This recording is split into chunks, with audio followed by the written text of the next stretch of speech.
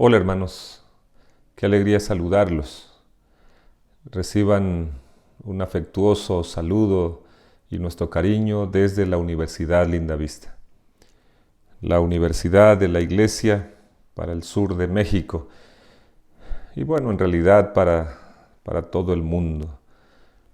Hoy estamos como universidad operando bajo una modalidad a distancia. Nuestros muchachos están en casa, los maestros estamos aquí en la universidad y desde aquí buscamos mantener contacto y guiar a los muchachos para cumplir con los requisitos de las diversas asignaturas. Agradezco a Dios por la bendición de poder llegar hasta ustedes. Vamos a iniciar una jornada de instrucción misionera y el tópico de esta tarde tiene que ver con el evangelismo según el modelo de Jesús. Si yo les pregunto esta tarde, hermanos queridos, ¿será que todos los cristianos saben que debemos evangelizar? ¿Que debemos testificar? Ustedes dirían, pastores, es una pregunta obvia en el cristianismo. Una pregunta obvia, pero la cuestión intensa no es si debemos o no evangelizar, esa no es. La pregunta intensa es cómo vamos a evangelizar, cómo vamos a testificar. Esta tarde vamos a abrir la palabra del Señor. Por lo tanto, yo quiero pedirles, por favor, que cierren sus ojos, vamos a orar y vamos a iniciar así nuestra sesión de instrucción. Muchas gracias, Señor, por la bendición maravillosa que tenemos de poder abrir tu palabra con libertad. Y sobre todo también gracias por la bendición de estos medios que nos permiten acercarnos los unos a los otros. Hoy vamos a indagar en tu palabra cómo entender, cómo hacer para cumplir la misión linda que nos has dado. Ayúdanos, por favor. Quiero también pedir bendiciones para mis hermanos allá en la distancia. Es posible que alguno de ellos justo ahora mismo esté enfrentando una situación difícil por este miserable virus que está acabando con la vida de mucha gente. Ayúdale, por favor, abraza a esa familia, dale consuelo, llena el vacío que hay en sus corazones. Y hoy asístenos con el poder maravilloso de tu Espíritu Santo, lo pedimos en Jesús. Amén. Hermanos, vamos a ver ¿qué tenemos que hacer como iglesia para cumplir las expectativas de Cristo Jesús respecto a la evangelización de este mundo? Les decía hace rato que cuando se trata de preguntar, hermanos, ¿sabemos que debemos evangelizar? Claro, es obvio. Todo cristiano asume el privilegio, no voy a llamarle responsabilidad, asume el privilegio de ser un portavoz, de ser un instrumento de Jesucristo para terminar la tarea de la evangelización. Pero la pregunta que nos lleva ahora a discutir este tema no es si debemos o no hacer evangelismo, la pregunta es cómo lo vamos a hacer. Y la respuesta ha generado tensión entre los diversos grupos religiosos. Porque unos dicen se le debe hacer así, otros dicen se le debe hacer así, otros dicen no, hay que seguir estudiando para descubrir cómo debemos cumplir la gran comisión. Y entonces, esas posturas han llevado a que de pronto muchas personas adopten posiciones radicales. Hay algunas que se quedan en su propio mundo. No, yo creo que se debe evangelizar así, y así le hacen y en su propio mundo. Ellas no se unen, no entrelazan sus esfuerzos al de otros grupos para hacer el trabajo de la testificación, del evangelismo. Y entonces de allí surge una idea. De pronto tenemos grupos cristianos haciendo islas en el mar de la misión. Y esto debilita, esto minimiza la trascendencia del impacto evangelístico. ¿Qué tenemos que hacer nosotros? Hermanos, nuestra misma iglesia, ¿a qué ritmo está creciendo? ¿A qué velocidad está caminando para cumplir la misión? Yo no sé si ahora yo estoy hablando esto y alguna iglesia está diciendo, pastor, ese mensaje es para nosotros. Mire, nuestra iglesia, una iglesia de 100 miembros y apenas bautizamos 5 durante el año. ¿A qué velocidad iría esa iglesia? A 5 de velocidad. Dios mío, imagínense, para que lleguemos al final de la tarea se van a requerir varios siglos. Pero hay otro que diría, pastor, nosotros de 100 miembros bautizamos 20. ¿A qué velocidad irían esos hermanos? A 20. Dios mío, para cuando lleguen al final de la tarea ya se fueron no sé cuántos siglos. Pero ¿será posible, hermanos, que podemos acelerar más para que esta iglesia cumpla en el menor tiempo posible su misión? Yo creo que sí. Sí podemos. ¿Cómo le vamos a hacer?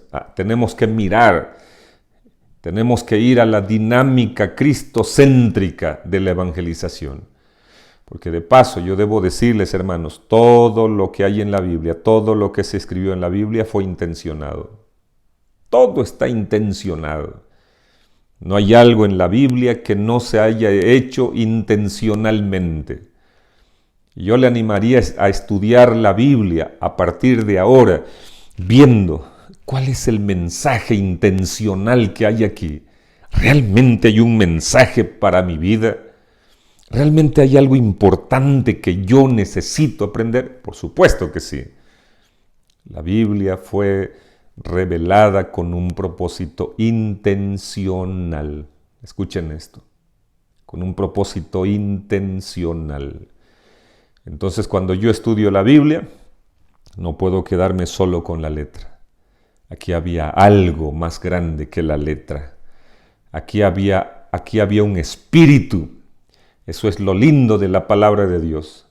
La palabra de Dios no se trata solo de historia. Algunos dicen que la historia es muerta porque está en el pasado. Pero la palabra de Dios es un libro de historia con espíritu. Con espíritu, y ese espíritu está vivo. Por lo tanto, cuando yo voy a la Biblia y comienzo a estudiarla, no me debo quedar solo con las letras, no me debo quedar solo con el concepto. Yo tengo que beber, yo tengo que comer el espíritu de la letra. Eso es importante. Eso es importante. Jesús dijo, las palabras que yo os he hablado son espíritu y son vida. La letra de la palabra de Dios tiene un espíritu, tiene vida. Por eso cuando nosotros vamos a la Biblia debemos buscar entender, buscar apropiarnos de ese espíritu que puede afectar para bien nuestra vida. Por lo tanto, esta ocasión vamos a ver cuál es el mensaje del texto que he elegido para la reflexión de hoy. Vamos a Juan. El Evangelio de Juan, el cuarto de los Evangelios, capítulo 1, y leemos a partir del versículo 35. Juan, capítulo 1, versículo 35 en adelante. Dice la Biblia, el siguiente día otra vez estaba Juan y 2 de sus discípulos. Noten bien lo que la Biblia está diciendo. El siguiente día otra vez estaba Juan y 2 de sus discípulos. Esto es una dinámica continua. Eso quiere decir que Juan había encontrado a estos muchachos y andaba con ellos para todos los lugares. Otra vez. No es la primera vez entonces que andaban juntos, que hacían equipo. Y eso es lo que hay maravillosamente en este versículo. Aquí hay un equipo misionero. Hay un discipulador y hay 2 individuos que están buscando ser discipulados. Versículo 36. Y mirando a Jesús que andaba por allí, dijo, he aquí el Cordero de Dios. Ese discipulador tiene todas las intenciones para discipular a esos 2 individuos. ¿Quiénes eran? Hasta ahora no tenemos el nombre, pero vamos a descubrirlo pronto. Hermanos, debo advertir que este relato tiene una intención específica. Yo les voy a leer un párrafo del Espíritu de Profecía, donde específicamente Elena de White dice a qué debe aplicarse este incidente de Jesús, de Juan y de los protagonistas, de los otros personajes. Hay una intención y no debemos olvidar eso. Eso me permitiría anticiparle a usted que vaya buscando Que juntos, cuando vamos leyendo el texto, vayamos pensando, ¿y cuál es la intención? ¿Cuál es el propósito intencional de este relato? Mirando a Jesús que andaba por allí, dijo, he aquí el Cordero de Dios. Tan sencillo, tan simple como esto. Sin complicaciones. Sin complicaciones. Juan, explicándole a 2 de sus discípulos, he aquí el Cordero de Dios. ¿Qué hay en esa declaración? ¿Qué hay? Hay poder. ¿Cuál es el significado? ¿Por qué tan simple como esto? ¿Acaso Juan, hermanos queridos, no pudo haberle sacado los pergaminos y hacerle a sus 2 discípulos un diagrama donde terminara diciéndole, aquí el Cordero de Dios que quita el pecado del mundo? ¿No pudo haber hecho eso? Sí pudo haber hecho. Pero Juan sabía dónde estaba el secreto de la evangelización. Y esto es un punto importante. El secreto del éxito en la evangelización no lo da el evangelizador, no lo da el discipulador, no lo da su experiencia, su conocimiento, lo da el personaje promovido. Y el personaje promovido en la evangelización es Cristo Jesús. En Jesús hay poder, en Jesús hay trascendencia, en Jesús hay impacto. Por eso la Biblia dice en el libro de los Hechos, porque no hay otro nombre debajo del cielo dado a los hombres en que podamos ser salvos. No hay. Todo debe girar alrededor de Jesús. El libro de Hebreos dice, puestos los ojos en Jesús, el autor y consumador de la fe. Allí está el secreto del discipulado. Allí está el secreto de la evangelización, hermanos queridos. Hermanos de experiencia que ahora me están escuchando, podemos hacer más de lo que hemos hecho. Podemos hacer más de lo que hemos hecho hasta ahora. O hermanos que están temerosos, pastor, ¿qué puedo yo hacer para evangelizar y ganar a otros para Cristo Jesús? Pastor, yo no puedo explicar la profecía de los 2300 días. No puedo. Pastor, yo no puedo explicar la profecía de los 1260 años. ¿Qué hago? Hermano querido, de pronto hemos sido tardos, hemos sido lentos para entender que la evangelización es tan simple, es tan sencilla, como decirles a otros quién es el Salvador del mundo. ¿Qué es lo que Jesús puede hacer por nuestra vida? ¿Qué es lo que Jesús puede hacer por nuestra vida? Es más, Jesús dijo, y yo si fuere levantado, no dice si el predicador fuera levantado, no. Es más, hermanos queridos, Jesús no dijo si la doctrina fuera levantado. Es más, Jesús no dijo si la iglesia fuera levantada. No, la iglesia es linda. La doctrina es linda, es hermosa. Toda la enseñanza que hay allí es linda, es hermosa. Pero todo tiene su lugar. Cuando se trata de compartir el Evangelio Redentor, todo está en Cristo Jesús. Y yo si fuere levantado, dijo Jesús, a todos atraeré a mí mismo. Ahí está el poder de la atracción. Tú solo tienes que hacer lo que Jesús dijo. Levántame lo más alto que yo pueda, que tú puedas para que la gente me vea y yo me voy a encargar de atraerlos. Cristo tiene poder de atracción. Nosotros los seres humanos no tenemos poder de atracción, ¿no? Bueno, quizá algunos que se consideran tan guapos que piensan que con una mirada ya cautivaron a la gente. Pero aquí, para la salvación, el único que tiene poder de atracción es Cristo Jesús. Levántalo. Ante tu vecino que lo quieres ganar para Cristo, levanta a Cristo. Ante tu amigo, tu compañero de trabajo que quieres ganarlo para Cristo, levanta a Cristo Jesús. Ahí está. Versículo 37 dice, Juan le oyeron hablar los 2 discípulos y siguieron a Jesús. Ahí está. Cómo nos gustaría, cómo me encantaría, hermanos, que ahora nuestra iglesia pudiese alcanzar mayores logros. Hayan más personas siguiendo a Cristo Jesús. Yo no sé si de pronto la gente se ha resistido porque nosotros presentamos cualquier otra cosa menos lo que debiéramos presentar a Cristo Jesús. Es posible, y de hecho vamos a tener una sección donde vamos a ver el asunto de la evangelización tradicional y qué es lo que hemos hecho nosotros. Entonces, hoy podemos hacer mejor para gloria de Dios. Aquellos hombres siguieron a Jesús. Y yo te aseguro que cuántas veces presentes a Jesús la gente va a seguir.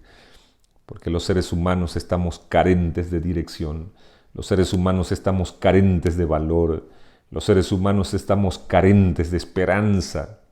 Los seres humanos estamos carentes de felicidad. Eso solo lo puede dar Jesús. Por eso, mi hermano querido, por favor, presenta a Jesús. Es la solución al problema de la humanidad. Jesús es la solución al problema de tu vecino. El problema de tu vecino no es que sea pobre, por eso no tiene para llevar a su hijo a un buen especialista, no. El problema de tu compañero de trabajo no es que sea pobre, no es que no tenga capacidad para hacer las cosas, no. El problema de tu compañero de trabajo es que no tiene paz en su corazón. El problema del corazón de tu compañero es que es egoísta. Y el egoísmo nos está destruyendo actualmente. Preséntales a Jesús y ellas, las personas, seguirán definitivamente a Jesús. Versículo 38 dice, y volviéndose, Jesús, y viendo que le seguían, dijo, ¿qué buscáis? Ellos le dijeron, Rabí, que traducido es maestro, ¿dónde moras? Versículo 39 les dijo, venid y ved. Fueron y vieron dónde moraba y se quedaron con él aquel día. Se quedaron con Jesús. Juan los lleva a Jesús. Los discípulos siguen a Jesús. Los discípulos se quedan con Jesús. Qué bonito, qué bonito. Cómo me gustaría que nuestra iglesia ya no dé de baja tantos nombres con tanta frecuencia como lo hacemos ahora. Porque la gente que estamos trayendo se quede para siempre con Jesús. Qué lindo sería eso. Versículo 40. Ahora Juan nos revela aquí de quién se trataba uno de sus discípulos. Y se trataba de Andrés, hermano de Simón Pedro. Era uno de los dos que habían oído a Juan y habían seguido a Jesús. Ahora era necesario que Juan escribiera el nombre porque aquí continúa un proceso bonito de testificación, simple, sencillo. Versículo 41. ¿Quién Andrés, halló primero a su hermano Simón y le dijo, hemos hallado al Mesías, que traducido es el Cristo. Hermanos, aquí hay una lección linda. Tú quieres iniciar obra en algún lugar, gana a una persona. Pero no ganes a un extraño, busca a un conocido, busca a un vecino que te conoce, busca a un amigo, busca a un miembro de familia no cristiano. No busques a extraños. De pronto, nosotros hemos hecho de la excepción la regla. Pastor, yo un día estaba yendo por un camino y me encontré a un hombre extraño. Le di el mensaje, aceptó el mensaje y vino para la iglesia. Y entonces piensas que como eso sucedió una vez, pueden suceder muchas veces. Pueden suceder. Pero la regla de la evangelización, el método de la evangelización es conocidos ganando conocidos, amigos ganando amigos, compañeros ganando compañeros, familiares ganando familiares. Así de sencillo.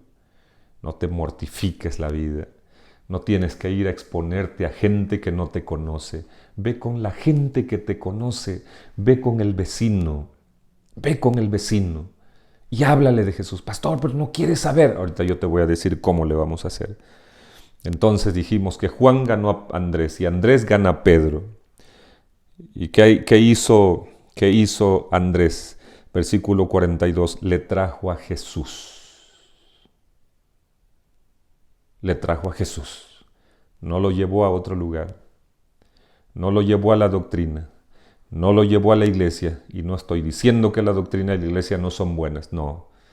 La doctrina tiene su lugar, la iglesia tiene su lugar, pero hay mucha gente que se hubiera quedado con Jesús si antes de llevarlo a la doctrina la hubiéramos llevado a Cristo Jesús. Hay mucha gente que hubiera permanecido en la iglesia si antes de llevarla para la iglesia la hubiéramos llevado a Cristo Jesús. Maravillosamente Andrés hace lo correcto. Versículo 43. El siguiente día quiso Jesús ir a Galilea y halló a Felipe. Y le dijo, sígueme. Jesús quiere hacer un viaje, pero se enfrenta con que hay un fruto maduro. ¿Y quién es el fruto maduro? Felipe. Estaba maduro. ¿Quién lo había madurado? ¿Quién había sembrado en el corazón de Felipe? Versículo 44. Ese versículo no está de balde. Y Felipe era de Betsaida, la ciudad de Andrés y de Pedro. No está de balde, les dije. ¿Por qué? Porque indiscutiblemente cuando Andrés y Pedro se sintieron haber conocido a Jesús, hicieron equipo misionero y no fueron a tierras extrañas, fueron al lugar de donde eran, fueron con la gente que los conocía, fueron con los amigos que tenía, fueron con los compañeros que tenían, y uno de ellos era Felipe. Lo prepararon de tal manera que cuando Felipe se encuentra con Jesús es un fruto maduro, listo para ser cosechado. Versículo 45, las cosas no se quedan allí. Felipe halló a Natanael y le dijo, hemos hallado a aquel de quien escribió Moisés en la ley, así como los profetas, a Jesús, el hijo de José de Nazaret. ¿Cómo les parece, hermanos queridos, este relato? ¿Les parece complicado? ¿Les parece que es un asunto que requiere mayor preocupación por cómo lo voy a hacer? No. Noten bien. Juan gana a Andrés, Andrés gana a Simón, Simón gana a Andrés, juntos Andrés y Simón ganan a Felipe, Felipe gana a Natanael, un círculo. ¿Cómo le llamaríamos a este trabajo? Le debiéramos llamar multiplicación geométrica. ¿Por qué? Porque entonces multiplicamos 5 por 5, 25. 25 por 5, 125. 125 por 5 y así te lo llevas. Así debiéramos llamarle a este tipo de evangelización, multiplicación geométrica. Pero ¿cuál fue la razón por la que este relato aparece escrito en la Biblia? Y ahora les voy a leer. En el Servicio Cristiano, en la página 148 dice, con el llamamiento de Juan, Andrés, Simón, Felipe y Natanael, empezó la fundación de la iglesia cristiana. Noten esto, hermanos. Juan dirigió a 2 de sus discípulos a Cristo. Entonces uno de estos, Andrés, halló a su hermano y lo llevó al Salvador. Luego Felipe fue llamado y buscó a Natanael. Escuchen esto. Estos ejemplos deben enseñarnos la importancia del esfuerzo personal, de dirigir llamamientos directos a nuestros parientes, amigos y vecinos. Hermanos, por favor, aquí tenemos la indicación. No omitamos este paso fundamental en el proceso de la evangelización. Les leo del libro El Evangelismo en la página 301. Resulta sumamente difícil atraer a la gente. Noten bien que está diciendo el consejo inspirado. Resulta sumamente difícil atraer a la gente. El único método que hemos descubierto que tiene éxito consiste en llevar a cabo reuniones de estudios bíblicos, mediante las cuales se consigue el interés de 1, de 2 o 3 personas. Y luego estas, es la multiplicación geométrica, visitan a otras y procuran interesarlas. Y en esta forma la obra progresa lenta, yo le agregaría, pero segura, pero productivamente. Hermanos, ¿qué hemos estado haciendo nosotros? ¿Qué hemos estado haciendo? Dios nos ayude para que podamos aprovechar las oportunidades que tenemos a nuestro alcance. Agrega el consejo inspirado, son muchos los que necesitan el ministerio de corazones cristianos amantes. Muchos han descendido a la ruina cuando podrían haber sido salvados si sus vecinos, hombres y mujeres comunes, hubiesen hecho algún esfuerzo personal en su favor. Hermanos, qué interesante. Las primeras obras de la iglesia se veían cuando los creyentes buscaban amigos, parientes y conocidos, y con corazones desbordantes de amor les contaban la historia de lo que Jesús era para ellos y lo que ellos eran para Jesús. Hermanos, ¿no les parece que estamos desaprovechando grandes oportunidades, que estamos omitiendo el consejo de Dios escrito en su palabra para darle impacto a esta obra maravillosa? Termino leyendo: no existe una bendición mayor de este lado del cielo que la que se experimenta al ganar almas para Cristo. La presencia divina está muy cerca de todo verdadero obrero, induciendo a las almas al arrepentimiento. Así se forma la hermandad cristiana, ¿no? Noten bien cómo se forma, uno a uno. El obrero y las personas por quienes él trabaja son tocados por el amor de Cristo. El corazón toca corazón y la fusión del alma con el alma es como la relación celestial entre los ángeles ministradores. ¿Qué más podemos agregar a este relato? Más que decirle al Señor, yo quiero participar de esta obra exitosamente. Pero vamos a preparar nuestro corazón a través de una música especial con el hermano Felipe Garibo. Y al final, escribe en un papel tu resolución. Yo te sugeriría la siguiente: hoy, y pon la fecha, prometo ante el cielo ser un instrumento ganador de almas para el reino de los cielos. Tan sencillo como eso. No te compliques la vida. Un abrazo. Y que Dios recompense, que Dios multiplique tu esfuerzo personal.